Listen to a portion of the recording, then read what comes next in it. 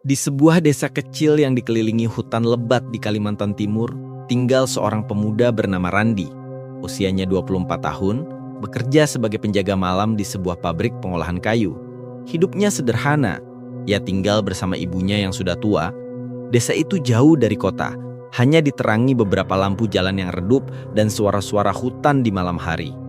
Randi bukan tipe orang yang mudah percaya cerita hantu, apalagi kisah tentang kuyang, makhluk berupa kepala perempuan yang kerbang dengan organ dalam menjuntai, memburu darah dan bayi.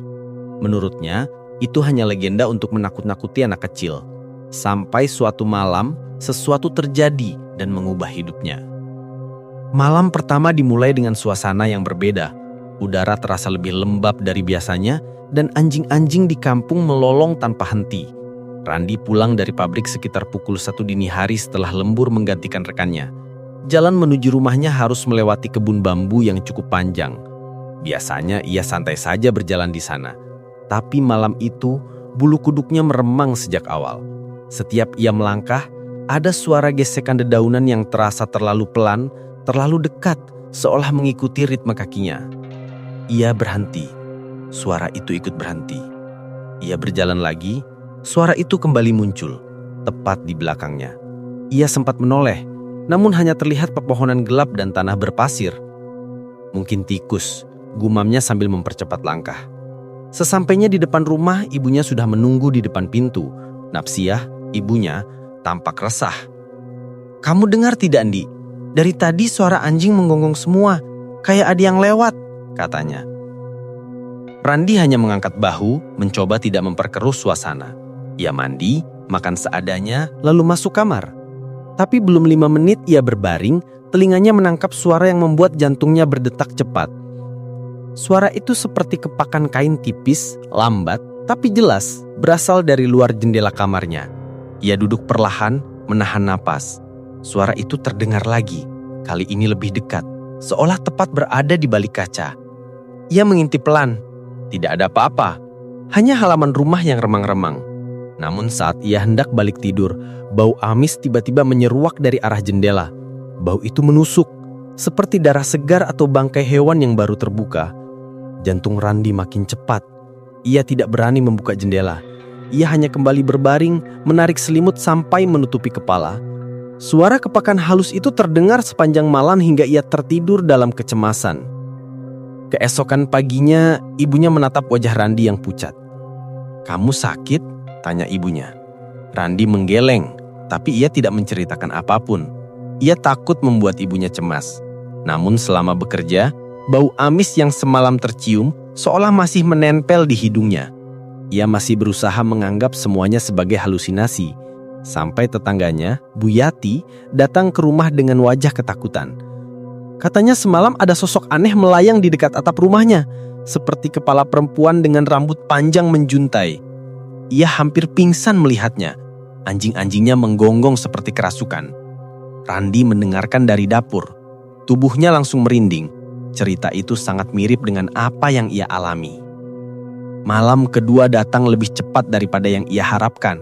Randi pulang lebih awal karena merasa tidak enak badan. Angin malam terasa dingin menusuk tulang. Tapi ia tahu rasa dingin itu berasal dari ketakutannya sendiri. Jalan pulang sunyi. Hanya suara serangga dan sesekali burung hantu. Ketika melewati pohon aren besar di depan kebun bambu, ia merasa seperti sedang diperhatikan. Ia memperlambat langkah, tapi tiba-tiba angin berputar kencang membuat dedaunan bergoyang kuat. Sesuatu bergerak cepat di belakangnya. Randi menoleh spontan, tapi tidak terlihat apa-apa, hanya kegelapan. Ia mulai berlari kecil, tangannya gemetar. Beberapa detik kemudian, suara kepakan itu muncul lagi. Kali ini lebih keras, lebih cepat. Suara itu tidak berasal dari tanah, tapi dari atas. Ia mendongak. Untuk sepersekian detik, ia melihat sesuatu melayang di antara cabang pohon. Rambut panjang, kepala perempuan, dan sesuatu yang menggantung di bawahnya. Organ-organ menjuntai, berayun mengikuti angin. Randi membeku. Mulutnya ingin berteriak, tapi suaranya hilang. Sosok itu tidak menatapnya, namun melayang perlahan, seolah sedang memburu sesuatu. Namun begitu sosok itu bergerak ke arah berlawanan, Randi langsung lari dengan sekuat tenaga. Ia hampir jatuh ketika mencapai halaman rumah. Ibunya keluar dengan panik ketika mendengar langkahnya terburu-buru. "Kenapa, Andi?" tanya ibunya. Randi hanya menggeleng sambil terengah-engah. Ia tidak bisa berkata apapun. Malam itu, ia tidak tidur. Ia duduk di ruang tamu bersama ibunya. Lampu dibiarkan menyala. Mereka membaca doa berulang-ulang, namun sekitar pukul 2 pagi, suara kepakan itu kembali terdengar.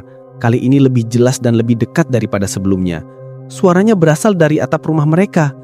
Ibunya menggenggam tangan Randi erat-erat. "Kuyang," bisiknya pelan, hampir tidak terdengar. "Dia mencari darah."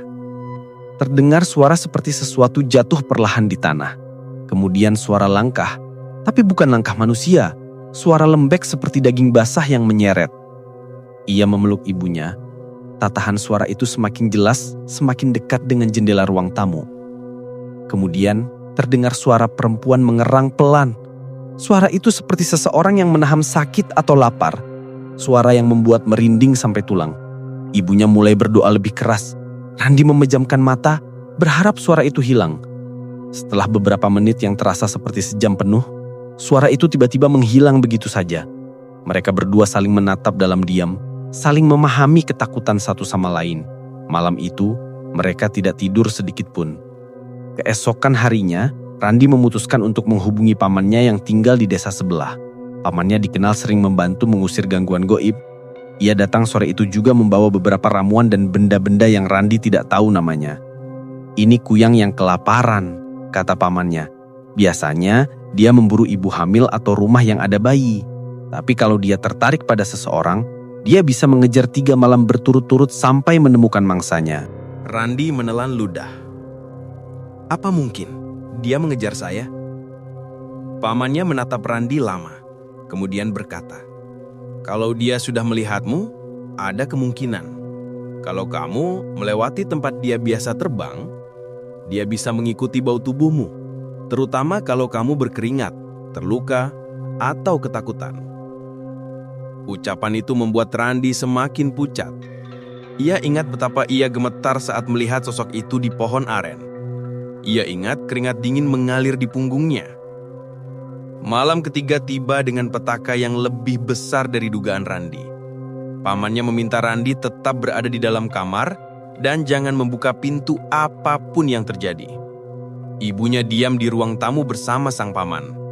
Pintu dan jendela diberi ramuan dan daun-daunan yang baunya sangat tajam. Namun menjelang tengah malam, anjing-anjing seluruh desa menggonggong dersahutan. Lalu satu persatu suara gonggongan itu berhenti tiba-tiba, digantikan oleh sunyi total. Sunyi yang tidak wajar. Randi duduk di sudut kamar memegangi lutut, jantungnya berdetak sangat keras. Ia mendengar suara kepakan lagi.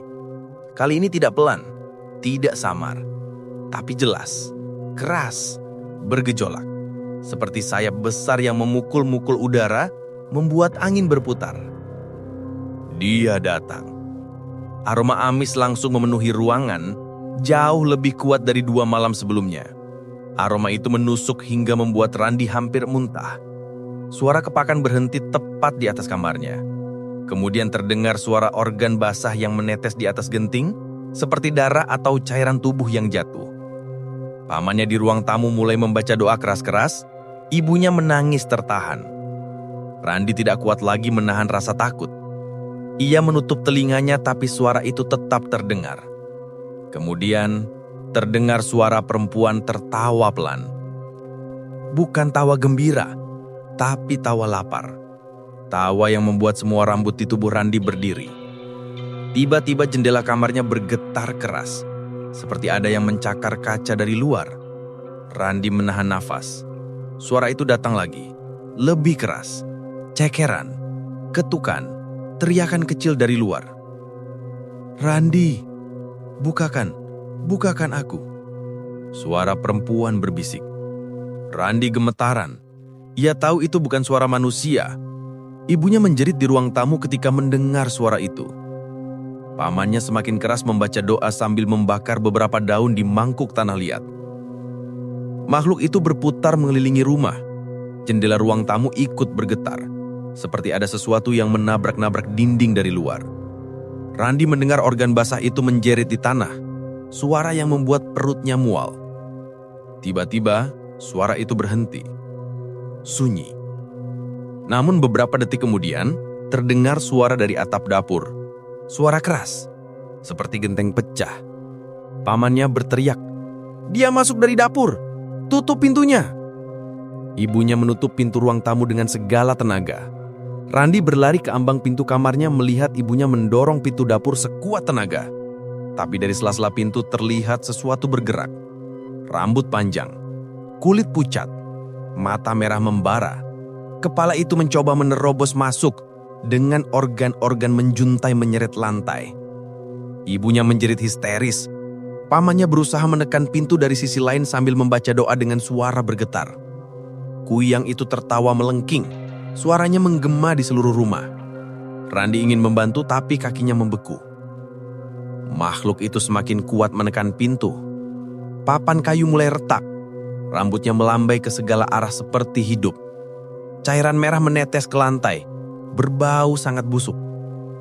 Pamannya berteriak, "Randi, ambil kendi berisi air di kamarmu. Lemparkan ke arahnya." Randi langsung berlari kembali ke kamar, mengambil kendi tanah liat yang tadi diberikan pamannya. Air di dalamnya keruh dan berbau tajam. Ia kembali ke ruang tamu dengan nafas bertebatah. Saat itu, kepala Kuyang sudah setengah masuk ke dapur. Mulutnya terbuka lebar, memperlihatkan gigi tajam dan lidah panjang. Matanya menatap liar ke arah ibunya. Randi mengangkat kendi itu tinggi-tinggi, lalu melemparkannya sekuat tenaga ke arah kepala tersebut. Kendi itu pecah dan airnya menyiram tepat ke wajah makhluk itu. Kuyang itu langsung menjerit sangat keras. Suaranya melengking seperti logam panas dicelupkan ke air. Asap putih keluar dari wajahnya, kulitnya melepuh. Pamannya segera menutup pintu dapur dengan cepat. Jeritan itu terdengar sampai keluar rumah, menggema ke seluruh desa. Makhluk itu berteriak, mengepakkan organ-organ tubuhnya, menghantam-hantam dinding luar, baru akhirnya terbang menjauh. Beberapa menit kemudian, desa kembali sunyi. Randi terduduk di lantai, seluruh tubuhnya lemas. Ibunya menangis memeluknya. Pamannya menarik nafas panjang. Ia berkata dengan suara pelan, "Dia tidak akan kembali.